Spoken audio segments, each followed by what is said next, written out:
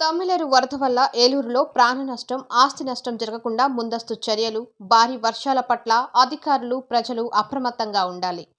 వాతావరణ శాఖ భారీ వర్షాల హెచ్చరికల నేపథ్యంలో జిల్లాలో భారీ వర్షాలు, వరదల వల్ల ఎటువంటి ప్రాణ నష్టం, ఆస్తి నష్టం కలగకుండా సంబంధిత అధికారులు అప్రమత్తంగా ఉండాలని జిల్లా కలెక్టర్ కె. వెట్రిసెల్వి ఆదేశించారు.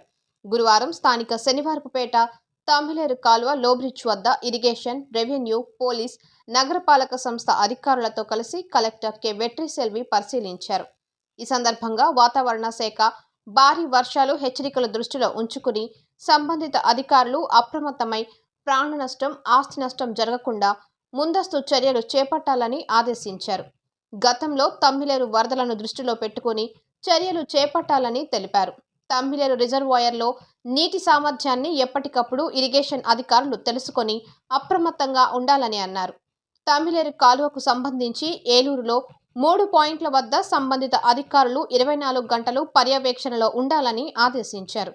ప్రజలను అప్రమత్తం చేయడానికి ముందుగానే హెచ్చరికలను జారీ చేయవలసిన బాధ్యత అధికారులపై ఉందన్నారు.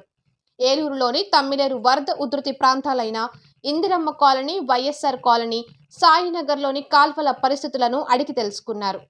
తమ్మిలేరు కాలువ రిటర్నింగ్ వాల్, లోబ్రిడ్జ్లపై ట్రాఫిక్ నియంత్రణ, బండేరియా తదితర అంశాలను గురించి ఇరిగేషన్ అధికారులను అడిగి తెలుసుకున్నారు. కలెక్టర్ వెంట Eluru RTO NSK Kajavali, irrigation అధికారులు ఈఈ దేవప్రకాష్, డిఈ అర్జున్, నగరపాలక సంస్థ commissioner S Venkatakrishna, DSP Srinivasa Rao, deputy tahsildar Gayatri తదితరులు ఉన్నారు.